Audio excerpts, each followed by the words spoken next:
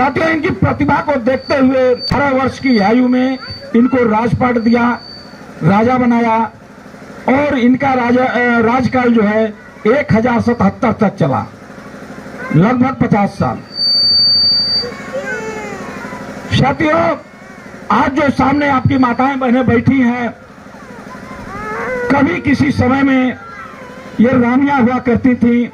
इनके बदन पर जो है 10-10 किलो सोने का आभूषण चढ़ा करता था। हम लोग भी राजा हुआ करते थे, लेकिन वो क्या स्थिति आई, वो क्या मजबूरी आई, आज हम लोगों की स्थिति मजदूरों से भी बदतर हो गई। इसमें विचार करने की जरूरत है। कौन सी स्थिति आई, आज हमारी स्थिति बिल्कुल जो है राजा से रंग खम हो गए, इसमें विचार करने की जरूरत है। जिस वक्त हम लोग राजा हुआ करते थे, सारे लोग हम लोग से मदद मांगा करते थे, आज हम लोग दूसरों से मदद मांग रहे हैं। हम लोगों के इतिहास को, हम लोगों का इतना इतिहास गौरवशाली रहा है, हम लोगों का इतिहास इतना सुंदर रहा है, उतना इतिहास सुंदर किसी भी समाज का नहीं रहा है। इतिहासकारों को ये डर था, इतिहासकारों ने हमारे इतिहास को ही दबा दिया। हमारे इतिहास के लिखने की जब बारी आई तो उन्होंने सोचा कि अगर मैं राजभर समाज के इतिहास को अगर वास्तव में अगर लिखना शुरू कर दूंगा तो इतना बड़ा प्रतापी राजा पूरे देश में कोई भी जाति का नहीं हुआ करता है, और ये पूरे जिस दिन अपने इतिहास को राजभर समाज जान लेगा उस दिन पूरे देश में इनका शासन सत्ता होगा। इसलिए इतिहासकारों ने हमारे इतिहास को ही दबा दिया। उससे पहले कोई सुहेलदेव राजभर जी का नाम भी नहीं जानता था। धन्य है माननीय ओम प्रकाश राजभर जी, जिन्होंने 27 अक्टूबर 2002 को पार्टी बनाकर सुहेलदेव जी राजभर जी के नाम को पाताल से भी इस जमीन पर लाने का काम किया। आज जो है हम लोग माननीय नेताजी जो जो बात कहते थे आज के 20 साल पहले, आज के 20 साल पहले कहते थे तो लोग मजाक बनाते थे कि ऐसा नहीं हो सकता है। माननीय नेताजी ने कहा था कि हम सुहेलदेव जी को जन जन तक पहुंचाएंगे।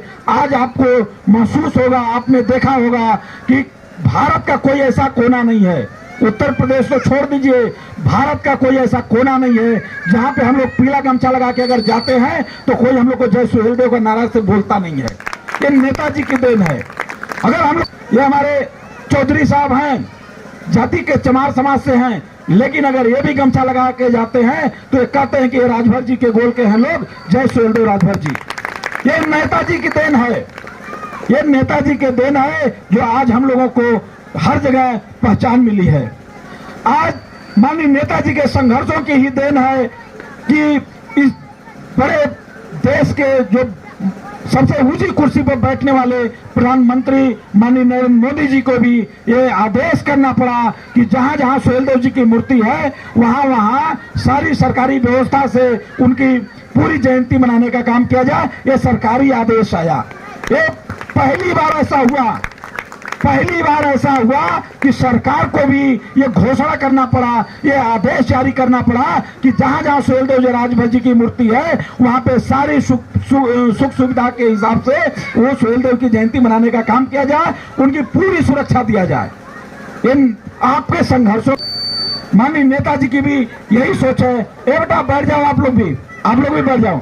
हमारे नेताजी की भी यही सोच है कि हमारे जो गरीब वंचित पिछड़े समाज के लोग हैं उनको भी अपना अधिकार मिले, जो उनका अधिकार अभी तक 70 साल की आजादी में नहीं मिला है उसको भी हम लोग दिलाने का प्रयास कर रहे हैं। साथियों, नेताजी ने कहा था कि एक दिन वो आएगा, एक दिन ऐसा समय आएगा जो आपके संगठन के बदौलत आपको सारे लोग पूछेंगे। आज जो है टीवी का कोई भी ऐसा चैनल नहीं है, मीडिया का कोई ऐसा चैनल नहीं है जहां पे अगर राजनीतिक चर्चा होती है, राजनीतिक गोलबंदी की चर्चा होती है, वहां राजभर के चर्चा के बिना पूरी होती हो। राजभर का जरूर चर्चा होता है। ये नेताजी के संघर्ष की देन है। आज हम लोग जिस तरह से पूरे